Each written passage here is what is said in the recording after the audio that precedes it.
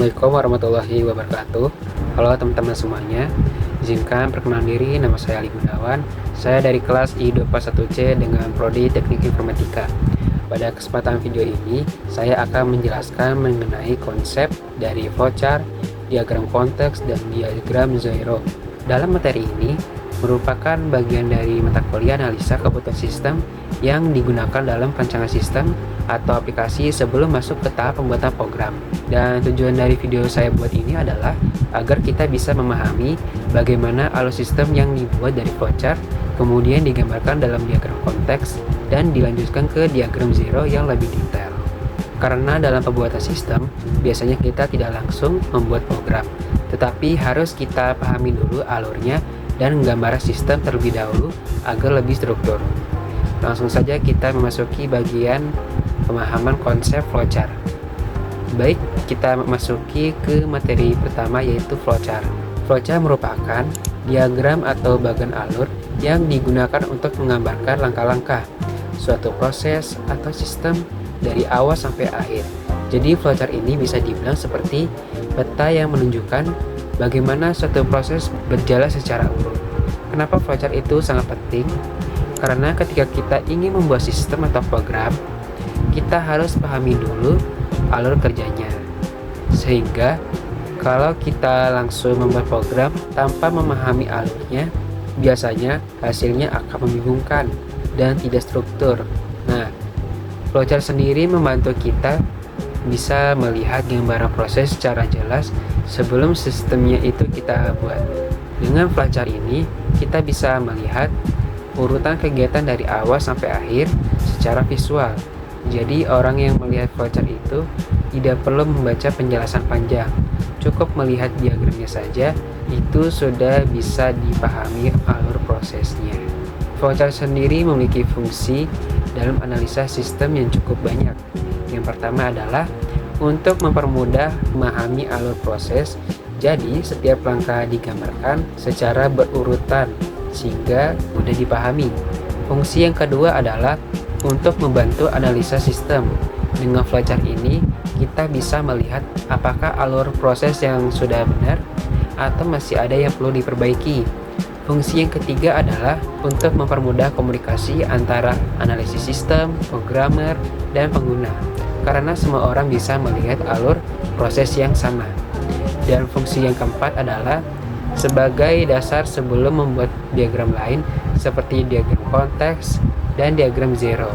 Di dalam flowchart ini biasanya terdapat 3 bagian utama, yaitu ada input, proses, dan output. Yang pertama ada input adalah data atau informasi yang masuk ke dalam sistem. Lalu ada proses adalah bagian di mana data tersebut diolah, dan output adalah hasil yang diproses yang dilakukan. Selain itu, flowchart juga memiliki simbol-simbol yang digunakan agar mudah dibaca. Yang pertama ada simbol oval, digunakan untuk menunjukkan awal dan akhir proses. Lalu ada simbol jajar genjang, digunakan untuk input dan output. Lalu ada simbol persegi, digunakan untuk proses. Lalu ada simbol belah ketupat, digunakan untuk keputusan. Dan ada simbol panah, ini digunakan untuk menunjukkan arah alur. Dengan adanya simbol-simbol ini, flowchart menjadi lebih jelas dan mudah dipahami oleh siapa saja. Jadi, secara sederhana, flowchart adalah langkah awal untuk menggambarkan alur proses agar sistem lebih terstruktur sebelum masuk ke tahap ke diagram berikutnya. Selanjutnya kita memasuki bagian materi kedua yaitu diagram konteks. Diagram konteks adalah diagram yang digunakan untuk menggambarkan sistem secara keseluruhan. Dalam satu proses utama, menunjukkan hubungan antara sistem dengan pihak luar atau lingkungan sistem. Jadi, kalau flowchart menggambarkan alur langkah-langkah proses, dan diagram konteks ini lebih fokus pada gambar besar sistem. Diagram konteks ini biasanya hanya memiliki satu proses utama, karena tujuannya adalah untuk memberikan gambaran umum sistem, bukan detail prosesnya. Fungsi diagram konteks sendiri adalah untuk memperlihatkan hubungan antara sistem dengan entity atau pihak luar. Dengan diagram konteks ini, kita bisa mengetahui siapa saja yang berinteraksi dengan sistem dari data apa saja yang masuk dari luar. Selain itu juga, diagram konteks juga membantu kita memahami batasan sistem. Artinya, kita bisa mengetahui mana yang termasuk bagian sistem dan mana yang berada di luar sistem. Ini penting juga supaya tidak terjadi kesalahan dalam memahami ruang lingkup sistem.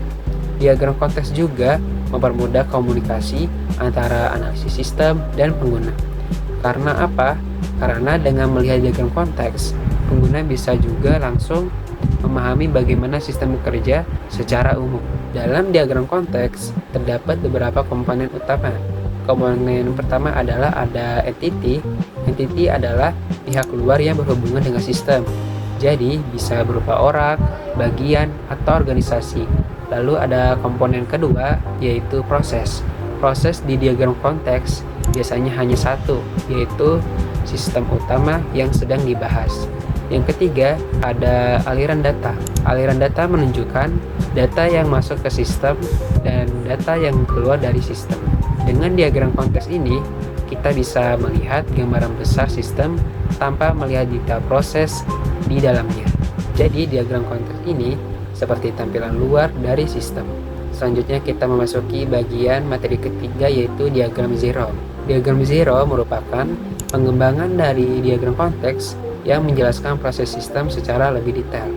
Jika diagram konteks ini hanya memiliki satu proses utama, maka diagram zero memecah proses tersebut menjadi beberapa proses yang lebih rinci.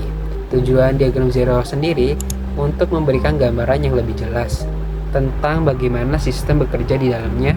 Jadi, kita tidak hanya melihat hubungan dengan pihak luar, tapi juga melihat proses yang terjadi di dalam sistemnya itu tersebut. Fungsi diagram zero sendiri itu dia mempermudah analisa sistem secara detail. Dengan diagram zero ini, setiap proses bisa dijelaskan lebih rinci, sehingga lebih mudah dipahami oleh analisis sistem maupun programmer. Selain itu juga, diagram zero juga membantu dalam perancangan sistem dan mempermudah program. Karena setiap proses yang ada di dalam zero biasanya akan menjadi bagian dari sistem yang akan dibuat. Komponen dalam diagram zero hampir sama dengan diagram konteks, yaitu entity, proses, aliran data, dan data store atau penyimpanan data. Bedanya, kalau diagram zero jumlahnya prosesnya lebih banyak dan lebih detail. Diagram zero juga membantu kita melihat alur data dari satu proses ke proses lainnya secara lebih jelas. Jadi sistem ini terlihat lebih struktur dan mudah dianalisa. Perbedaan diagram konteks dan diagram zero pada tingkat detailnya, diagram konteks menggambarkan sistem secara umum, sedangkan diagram zero menggambarkan sistem secara lebih rinci. Dengan adanya diagram zero, kita bisa memahami bagaimana sistem bekerja secara lengkap dari luar sampai ke dalam proses.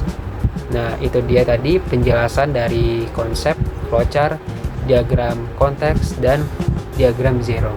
Demikian penjelasan yang dapat saya sampaikan pada video pembelajaran kali ini. Semoga bermanfaat untuk teman-teman. Terima kasih atas perhatiannya. Kurang lebih mohon maaf. Wassalamualaikum warahmatullahi wabarakatuh.